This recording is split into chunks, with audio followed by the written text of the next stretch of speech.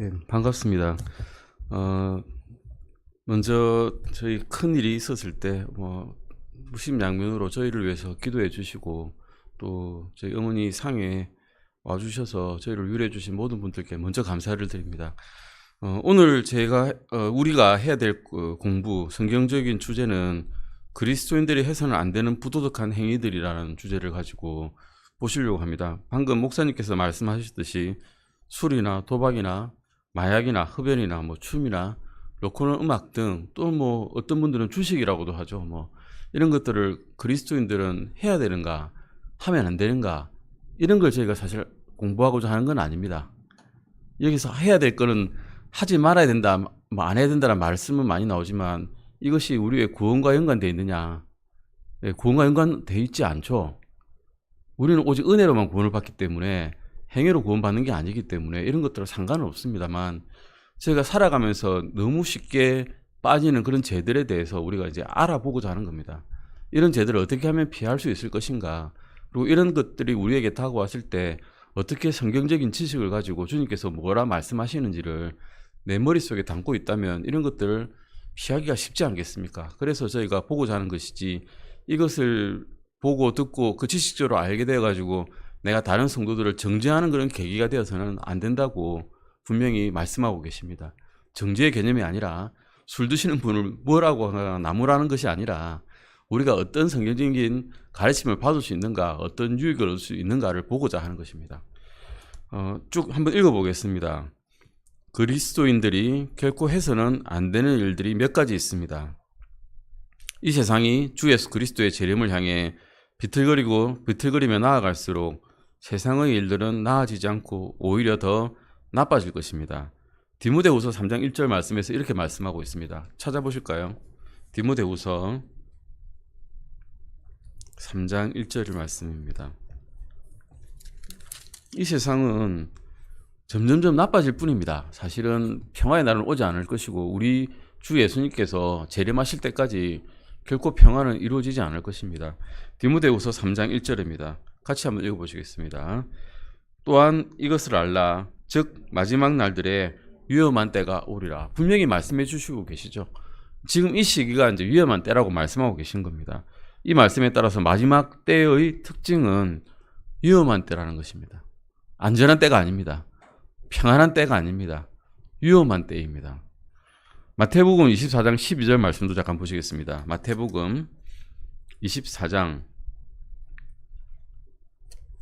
12절 말씀입니다. 예수님께서 직접 말씀하신 이 마지막 때의 특징이 어떤지 말씀하고 계십니다. 같이 한번 마태복음 24장 12절 찾으셨으면 같이 읽어보시겠습니다. 마태복음 24장 12절입니다. 마태복음 24장 12절입니다. 마지막 때는 위험한 때이고 결코 안전한 때가 아니고 사랑이 없고 거짓말이 난무하고 전쟁과 기근이 있는 그런 때입니다. 같이 읽으시겠습니다. 불법이 성행함으로 많은 사람의 사랑이 식어지리라. 또한 사랑이 식어지는 시기입니다. 서로를 향해서 애틋한 마음이 없고 서로를 불쌍히 여기거나 긍휼히 여기는 마음이 없어지는 때라는 것입니다. 즉 그때는 불법이 성행하는 때입니다.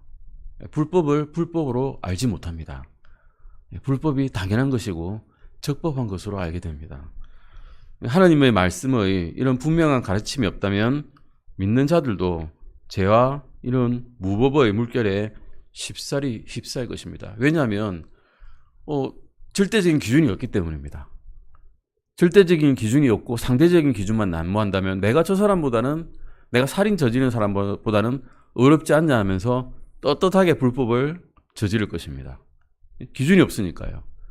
내가 저 사람보다 낫다, 이걸로 끝내는 그런 시기가 된다는 것입니다. 그런데 우리에게는 무엇이 있습니까? 글로 적혀진 기준이 있습니다.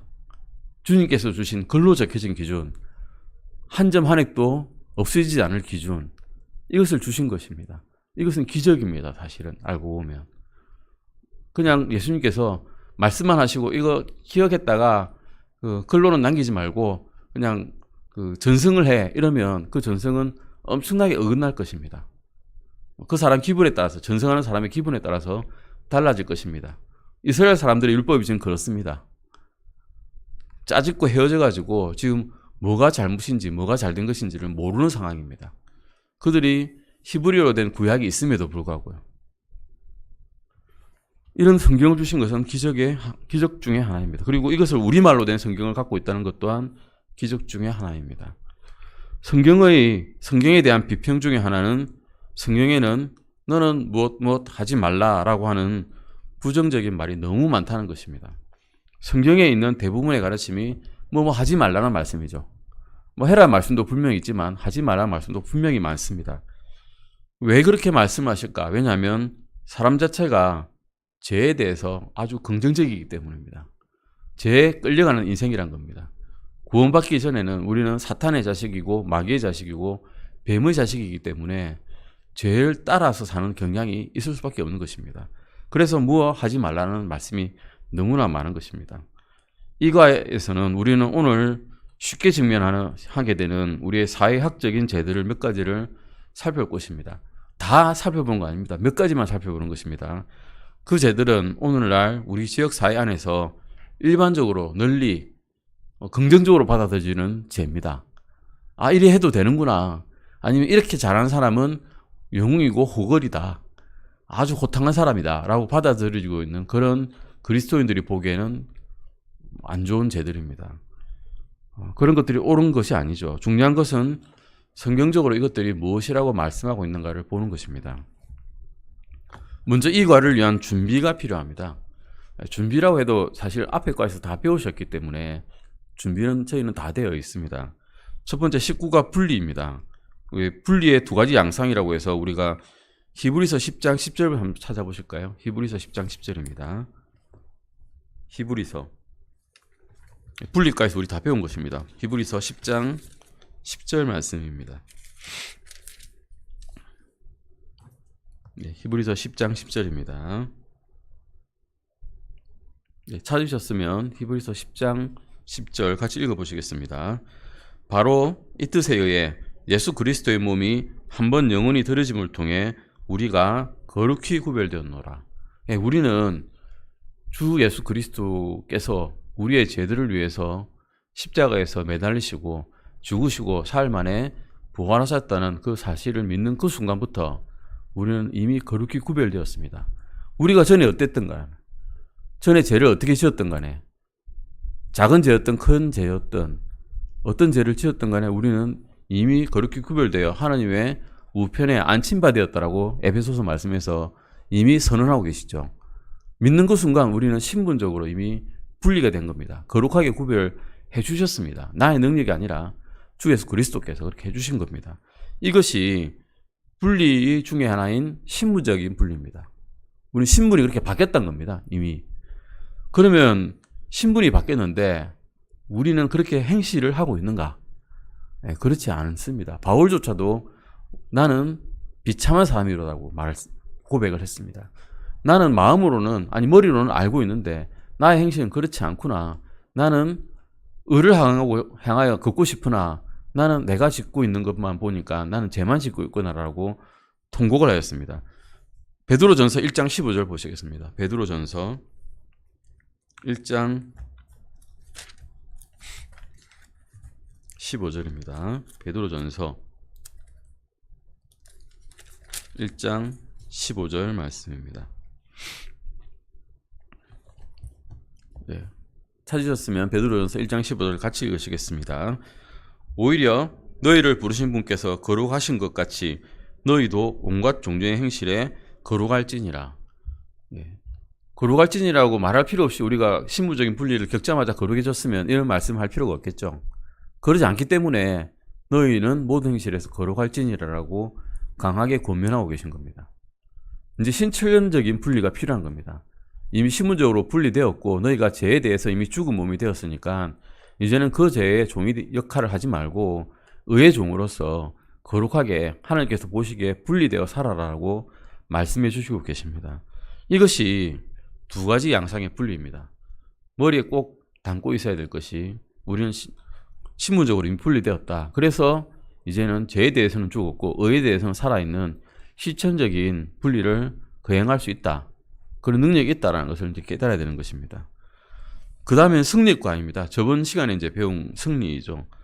세상이 우리에 대해서, 믿는 그리스도에 대해서 얻고자 하는 것이 있습니다. 예, 세상은 우리에게 바랍니다. 실천적인 분리, 실무적인 분리 다 끝나고 난 다음에도 세상은 끊임없이 우리에게 요구를 합니다. 뭘 요구하는 거 보겠습니다. 요한 1서 2장 15절입니다. 요한 1서 2장 15절입니다. 요한 1서 2장 15절 말씀입니다. 예. 찾으셨으면 요한 1서 2장 15절 같이 읽어보시겠습니다. 세상이나 세상에 있는 것들을 사랑하지 말라. 어떤 사람이 세상을 사랑하면 아버지의 사랑이 그 사람 속에 있지 아니하니. 세상은 우리에게 세상을 사랑하기를 끊임없이 요구합니다. 예. 안목의 정욕, 이성의 자랑, 또 뭘까요? 육신의 정욕, 세 가지를 이용해가지고 끊임없이 나를 사랑하라고 요구하고 꿰내죠. 유혹을 합니다. 세상이 우리에게 얻고자 하는 것은 사랑인데 무엇을 사랑하는 거냐? 주님을 사랑하기를 바라지 않습니다. 형제 자매를 사랑하기를 바라지 않습니다. 예, 자기를 사랑해달라고 그럽니다. 골로새서 3장 1절 2절을 보시겠습니다. 그러면 우리는 어디에 애착을 둬야 할까요? 골로새서 찾아보시겠습니다. 골로새서 3장 1절 2절입니다. 골로새서 3장 1절 2절 같이 읽으시겠습니다. 그러므로 너희가 그리스도와 함께 일으켜졌거든 위에 있는 그것들을 추구하라. 거기에는 그리스도께서 하나님의 오른쪽에 앉아 계시느니라. 위에 있는 것들에 너희의 애착을 두고 땅에 있는 것들에 두지 말라. 우리가 영원히 거할 곳은 하늘에 있는 것들이죠. 사실은 영원히 거할 곳에 애착을 둬야지 잠시 있다가 이 땅에 있는 풀들이 해가 뜨면 말라 비틀어지고 그 꽃이 떨어지는 이런 땅에 두지 말라고 하고 계십니다. 이 골로새서 이 말씀에 따르면 우리의 애착을 어디에 두어야 될까요? 예, 하늘에 있는 것들, 하늘 위에 있는 것들에 애착을 두어야 합니다. 이 세상에 썩어 없어질 것들에 애착을 두지 말라라고 말씀하고 계십니다. 이제는 본격적으로 술을 마시지 않는 이유에 대해서 한번 알아보고자 합니다. 근데 술을 마셔서 얻는 이득이 세상에서는 많습니다. 일단 동료들과 어울리기 쉽죠. 분위기가 이렇게 막 모여가지고 우리가 어떤 일을 세상에도 추진하려고 할 때 모든 사람이 모여서 이제 한잔 하자 그러죠. 근데 그거 가지고 이제 딱 앉는 그 순간 그리스도인이 앉았습니다. 다 건배 이러는데 잠깐만요. 저는 그리스도인이라서 못 마시겠습니다. 하면 분위기 싸해집니다. 예, 그러면서 뭐라 한마디씩 하죠. 뭐 어때? 성경 말씀에 이런 말씀도 있잖아. 성경을 그리스도인 아닌 사람이 성경 말씀 더 잘 압니다. 술 취하지 말라. 술 취하지 말라 그랬지. 술 마시지 말라 하지는 않았지 않냐. 잘 알죠. 그리고 가나의 혼인잔치에서 예수님이 뭐 하셨는지 압니다. 포도주를 만들어주지 않으셨냐. 더 잘 알더라고요. 저는 가나에서 혼인잔치 있었는지도 처음에 몰랐는데 가나의 혼인잔치 이야기를 하더라고요. 그러면서 술 한잔 해도 돼. 아주 유혹을 합니다. 꿰죠. 그런데 성경 말씀에서는 그렇게 말씀하고 있지 않는 것을 우리가 찾아보면서 이제 배워보시게 되겠습니다. 한번 쭉 읽어보겠습니다. 음주는 국가적인 큰 문제입니다. 미국도 그렇고 우리나라도 그렇습니다. 우리나라는 1인당 술 소비가 사실상 세계 1위입니다. 세계 2위도 아니고 1위입니다. 우리 1위를 너무 좋아하는 민족이라서 수백 명이 생명을 잃고 수천 개의 가정이 파괴됩니다. 음주 산업의 직접적인 결과로 매년 수천억의 돈이 허비되고 있습니다. 음주는 그런데 사회적으로 가장 널리 허용되는 기분 전환거리 중에 하나입니다. 심지어는 세금이 엄청납니다. 음주세가 술에 붙는 세금으로 나라가 경영이 되죠. 담배도 그렇고요. 세금, 나라에서 그걸 받아들이기 때문에 허용을 해주는 것입니다. 성경은 술에 관해서 많은 것을 말하고 있고 술이라는 주제에 관해서도 분명한 가르침을 주고 있습니다. 그런데 긍정적인 것이 있을까요? 술에 대해서 성경에서 말씀하시는 말씀 중에 긍정적인 말씀은 눈 씻고 찾아봐도 하나도 없습니다. 예. 술 마시면 좋다 하는 말씀은 없고, 예. 아주 마시고 나면 근심을 잊게 한다는 잠언 말씀이 있긴 하는데, 그게 근심을 있다는 말은 그 사람이 불행한 처지에 놓여 있단 말이죠. 술을 마시는 사람이 술을 마시고 근심을 잃는다는 말은 자연적인 현상이지, 그게 위로나 권면의 말씀은 아닙니다. 결코 긍정적인 말씀은 하나도 없다는 것입니다. 술에 관한 성경 공부를 하기 전에 명심해야 될 중요한 사실이 하나 있습니다. 성경에서 우리 영어로 표현은 포도주를 와인이라고 그러죠. 포도즙도 와인입니다.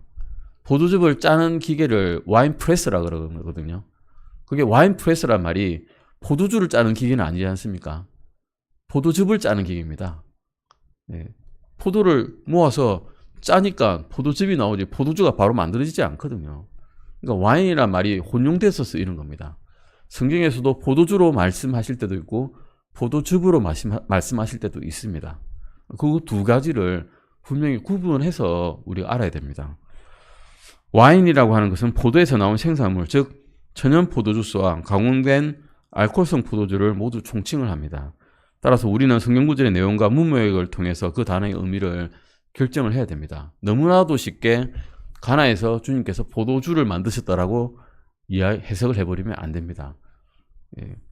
잠언 20장 1절 잠깐 보실까요? 잠언 20장 1절입니다. 예. 잠언 20장,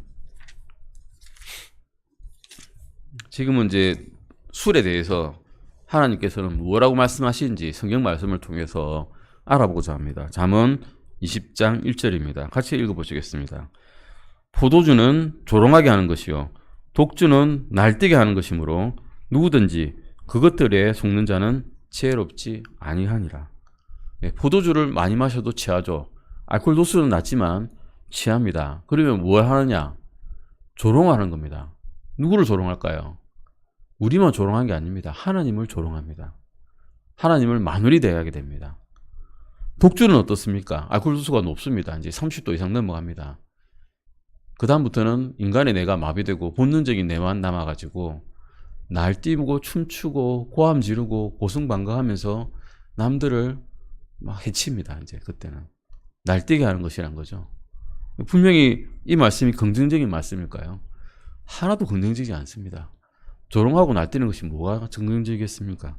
잠언 23장 20절 21절도 보시겠습니다. 잠언 23장 20절 21절입니다.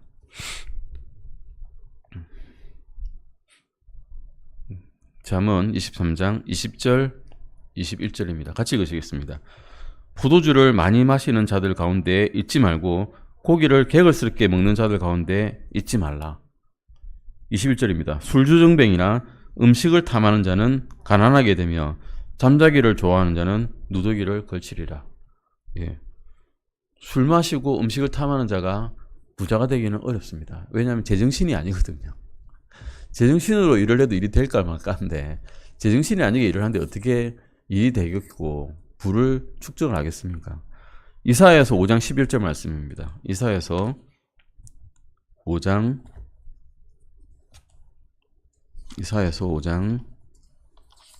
11절 말씀입니다. 네. 이사야서 5장 11절입니다. 성경 공부 시간은 정말로 성경을 찾아가는 시간이기 때문에 시간을 두고 천천히 찾아서 읽겠습니다. 5장 11절입니다. 같이 읽으시겠습니다. 아침에 일찍 일어나 독주를 따라가되 밤이 될 때까지 계속 따라가 마침내 포도주로 붉게 된 자들에게 화가 있을지어다. 화가 있을지어다 말을 주님께서 쉽게 하지 않으셨어요.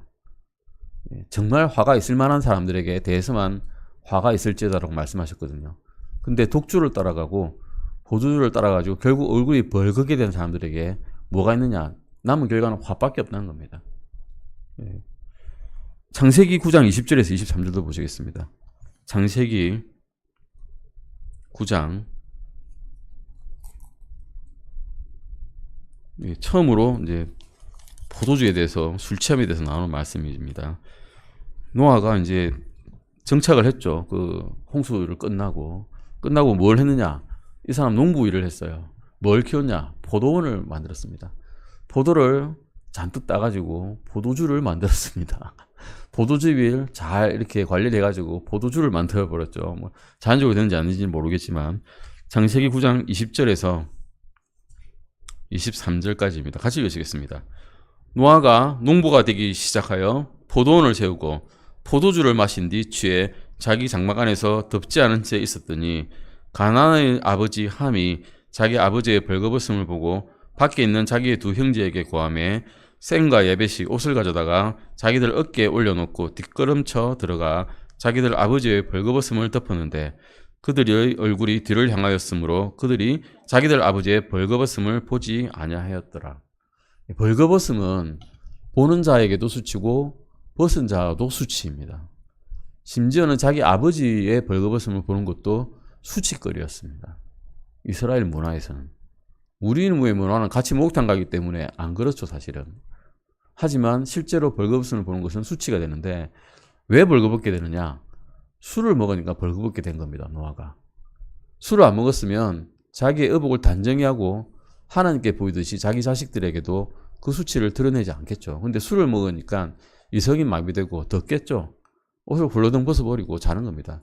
그 결과가 어떻습니까? 자기 아들인 함이 그것을 보고 조롱한 겁니다. 아버지 벌거벗고 자네. 그러니까 그 아들인 함의 아들인 가나안마저도 저주를 받게 되었습니다. 자기도 저주를 받았지만 자기 자식에게도 그 저주가 가버린 것이죠. 이 말씀에 보면 음주는 무엇을 가져오는가? 벌거벗음과 수치를 가져옵니다. 하박국도 잠깐 보시겠습니다. 하박국 2장 15절입니다. 하박국 2장 15절 말씀입니다. 네. 하박국, 스가랴서 앞에 있죠. 하박국 2장 15절입니다. 찾으셨으면 같이 읽으시겠습니다. 자기 이웃에게 마실 것을 주며 내 술부대를 그에게 주고 또한 그를 취하게 함으로써 내가 그들의 벌거벗음을 보게 하는 자에게 화가 있을지어다. 제공도 안 된다는 겁니다. 성경 말씀은 제공도 하지 마라 이겁니다. 잠언 31장 4절 5절도 잠깐 찾아보시겠습니다. 잠언 31장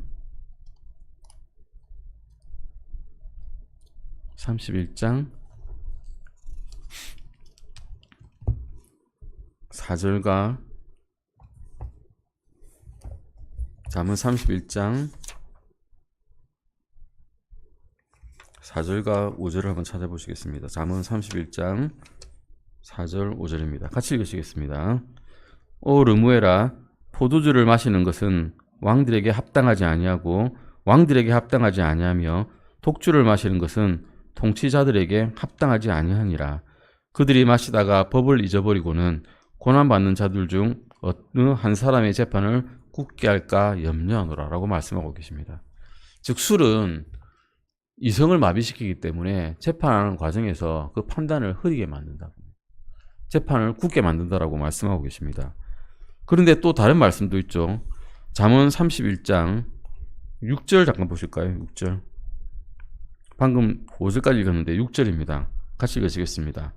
독주는 망하려는 자에게 주고 포도주는 마음이 무거운 자들에게 주라. 이거 보니까 먹어도 되겠네 라고 생각하기 쉽습니다. 그런데 독주를 누구에게 준다고요? 망하려는 자에게 줍니다. 망하려는 자는 어떤 사람입니까? 구원받지 못한 자입니다. 구원받은 자들은 요한일서 3장 16절 말씀해 보시면 하나님께서 세상을 이처럼 사랑하사 자신의 독생자를 주셨으니 이것은 누구든지 그를 믿는 자는 멸망하지 않고 영존하는 생명을 얻게 하려 하심이라고 분명히 말씀하셨습니다. 망하지 않는다 하셨거든요. 주님을 믿는 자는 망하지 않습니다. 영존한 생명을 얻습니다. 그런데 자본 말씀에서 술을 주라고 했다고 망하는 자에게 주라고 했다고 내가 이 세상에서 조금 사업이 안 됐으니까 술을 좀 마셔야 되겠다라고 하는 그런 근거가 되겠습니까? 안 됩니다. 구주를 믿었으면 절대 우리 망한 자가 아니기 때문에 세상에는 어떻게 했든 간에 세상 사회에서 우리가 어떤 상황이 있든 간에 망한 사람이 아니기 때문에 술을 먹어서는 안 된다는 것입니다. 포도주는 어떤 사람을 향해 주라고 하고 계십니까? 마음이 무거운 자들에게 주라고 하고 계시죠. 마음이 난 무거워요. 오늘 좀 울적해요. 포도 좀 마실래요. 이렇게 말씀하기 쉽죠. 이 말씀만 딱 들으면. 그런데 우리는 마음이 무거운 자들입니까? 주님을 알게 되면 마음이 무거운 자가 될 수가 없습니다. 그 무거운 마음은 주님께서 다 지고 계십니다. 사실은. 우리는 주님의 기쁨으로써 우리가 힘을 가지고 있습니다. 우리는 성령의 열매를 가지고 있고 성령의 열매 중에 하나가 기쁨이죠. 조이입니다. 우리는 말할 수 없는 기쁨과 영광으로 가득 차서 더욱 기뻐해야 되는 사람들입니다.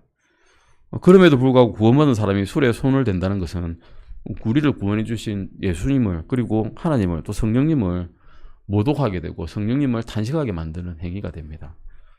결국 이 말씀은 슬픔에 빠진 자들에게 술을 주었을 때 그 슬픔을 잠깐은 잊을 수는 있을 것입니다. 잠깐은 잊을 수는 있을 것입니다. 하지만 그것을 제거하지는 못한다는 겁니다. 잠언 23장 29절 30절도 보시겠습니다. 잠언 23장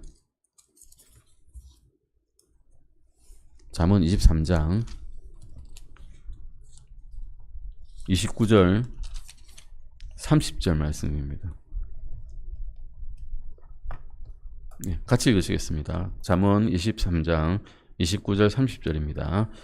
재난이 누구에게 있느냐? 슬픔이 누구에게 있느냐? 다툼이 누구에게 있느냐? 제잘거림이 누구에게 있느냐? 까닭 없는 상처가 누구에게 있느냐? 붉은 눈이 누구에게 있느냐?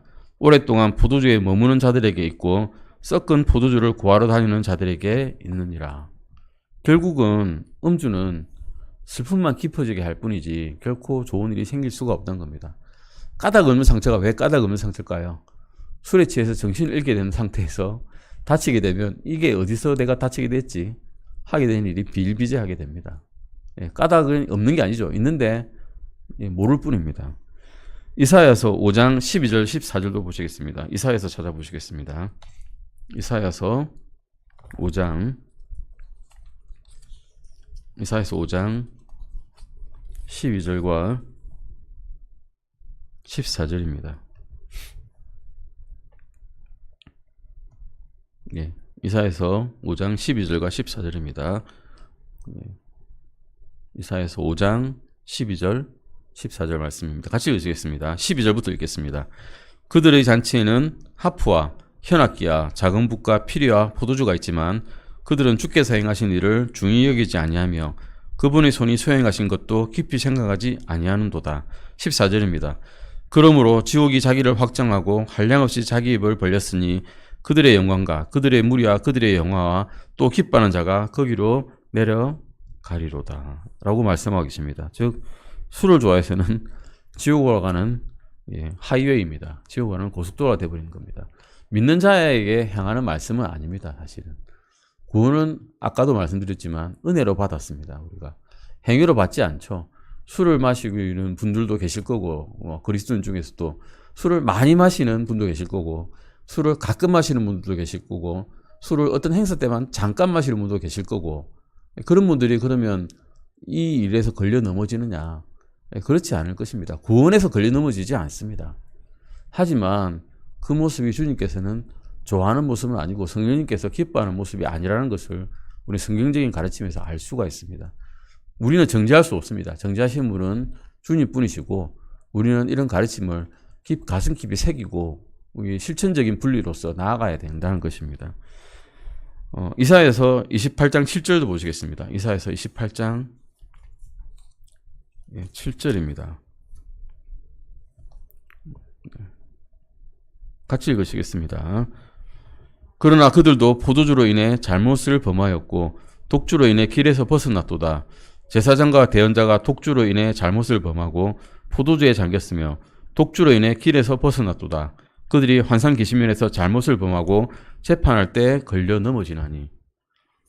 이스라엘 사람들은 제사장들은 레위지파들은 술을 마시지 않습니다. 나사라인들은 술을 마시지 않습니다. 그런데 이제 이스라엘의 말기쯤 되면 미가석에서 이야기할 때 어떻게 말했는가 하면 술에 반대하는 설교를 하니까 어떻게 미가서 2장 21절 이렇게 말씀하고 있습니다. 사람이 만일 영과 거짓 속에서 걸으며 거짓말하여 이르기를 내가 포도주와 독주에 대해 내게 대언하리라 할 것 같으면 그가 심지어 이 백성의 대언자가 되리라라고 미가서에서 미가 이렇게 대언을 했습니다. 그러니까 술과 포도주에 대해서 마셔도 된다라고 그렇게 선을 해버리면 어떻게 되는가 하면 이 백성의 대언자가 되는 겁니다. 자기들 귀에 듣기에 좋은 말을 해주니까 이 사람이 맞는 말이다라고 이 사람을 대언자로서 요즘 시대면 목사님으로서 초청하고 모시는 거죠. 귀에 듣기 좋은 말 해주니까 이 시대가 되어갑니다. 지금 우리가 사실 이 시대에 살고 있습니다. 이런 시대에 음주는 그러니까 잘못을 일으킨다는 거죠. 한마디로 말해서 이사야서 28장 7절 말씀에 보시면 음주는 그냥 잘못을 일으킬 뿐이라는 겁니다. 마가복음도 잠깐 보실까요? 마가복음 15장 23절입니다. 마가복음 15장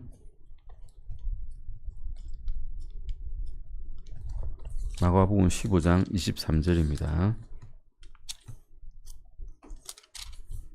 15장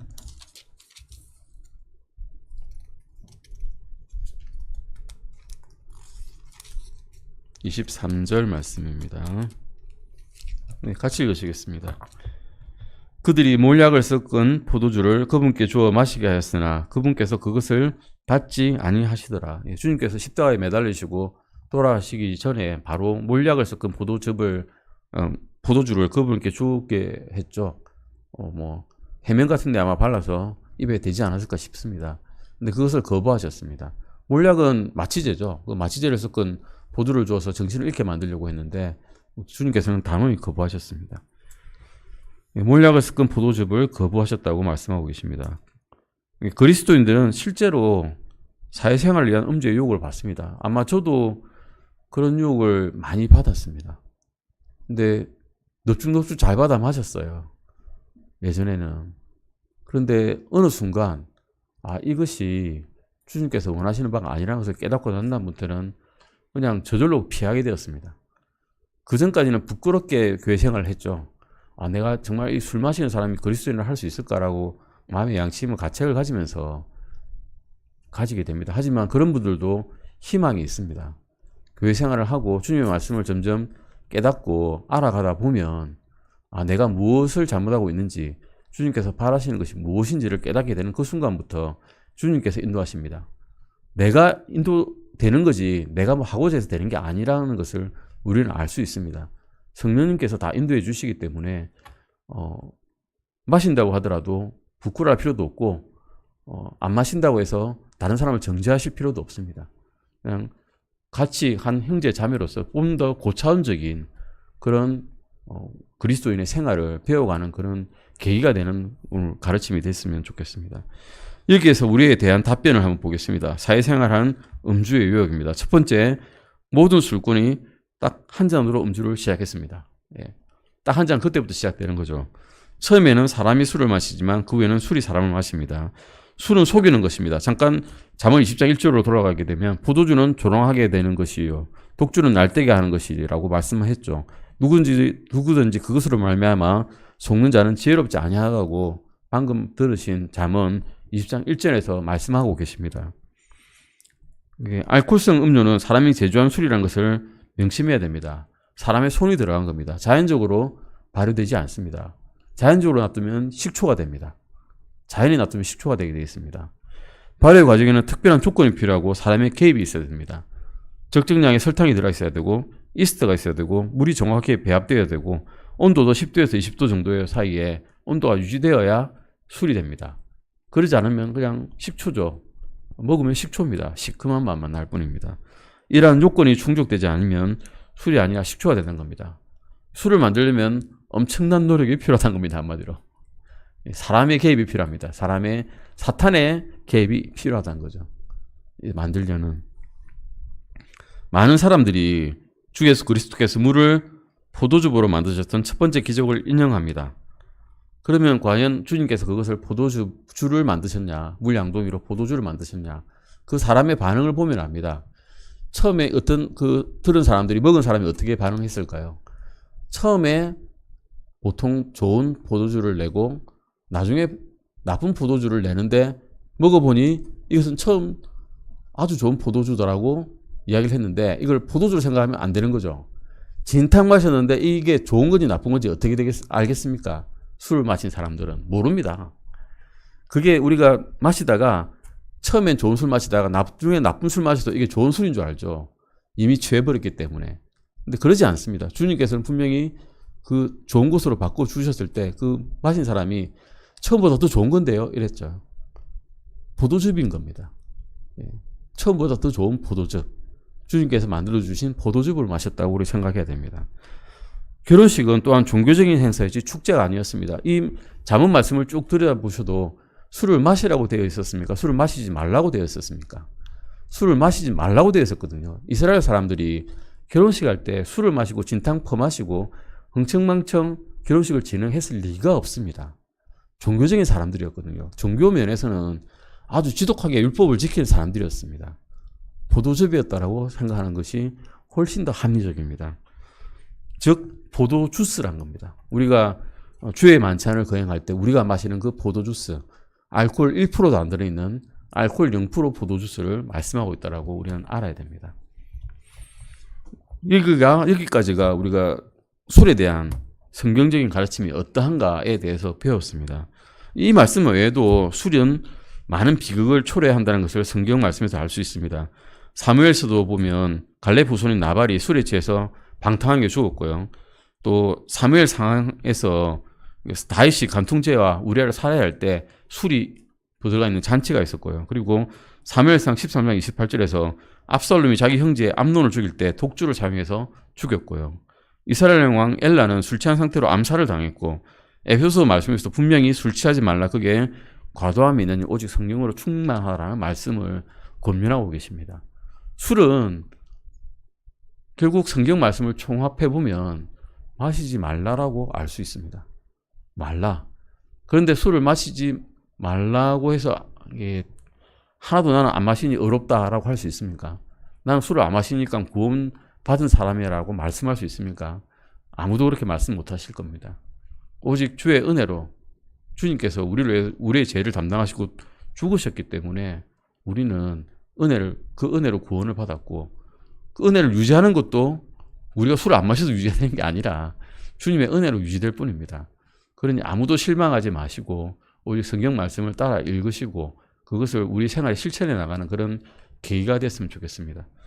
다음 시간은 우리가 그 성도들이 도박을 하는 이유, 여기는 뭐 주식도 들어가고요, 다른 뭐 로또도 들어가고 뭐 이런 것들에 대해서 쭉 보실 거고 흡연이라든가 춤이라든가 음악에 대해서 한번 쭉 살펴보실 겁니다. 이것은 아주 간단하게 구성이 되어 있기 때문에 아마 한 시간 내에 다 끝날 수 있을 것입니다. 오늘은 여기까지 하시고 다음 시간에 공부를 시작하겠습니다. 기도하시고 마치겠습니다.